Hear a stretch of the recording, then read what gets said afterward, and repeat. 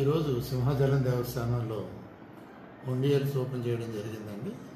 ఆ సందర్భంగా 12-15 నిమిషాల సమయంలో ఈ దేవస్థానంలో పనిచేస్తున్న రెగ్యులర్ ఎంప్లాయీ కొనతాల రమణ, అలాగే అవుట్ సోర్సింగ్ కంప్యూటర్ ఆపరేటర్గా పనిచేస్తున్న సురేష్ అంటే ఈ రమణ అన్న ఆయన ఒక కాగితాలు వేస్ట్ పేపర్లో చుట్టి ఒక బండిలో సురేష్కి ఇవ్వడం. సురేష్ ఏమో అక్కడ హుండీ ఏదైతే ఓపెన్ చేస్తామో ఒక కీసు సెట్ దేవస్థానం వారి దగ్గర ఉంటుంది, ఒక సెట్ ఏమో ఈసీ ఆఫీస్ నుంచి వచ్చే వాళ్ళ దగ్గర ఉంటుందండి. ఆ ఒక బ్యాగులో వెళ్ళి పెట్టడం జరిగింది. అది నేను చూసి వెంటనే మా అసిస్టెంట్ ఎగ్జిక్యూటివ్ ఆఫీసర్ని వెళ్ళి చెక్ చేయమంటే అందులో 111 500 నోట్లు అందులో ఉండడం జరిగింది.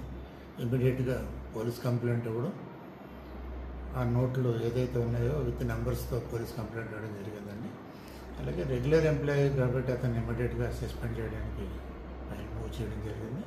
కానీ అవుట్ సోర్సింగ్ ఎంప్లాయీ కాబట్టి ఆయన అవుట్ ఆఫ్ డ్యూటీ పెట్టడం జరిగింది. సరే, గతంలో ఈ ఉద్యోగులు ఎవరు ఇటువంటి దాన్ని పాల్గొంటారు?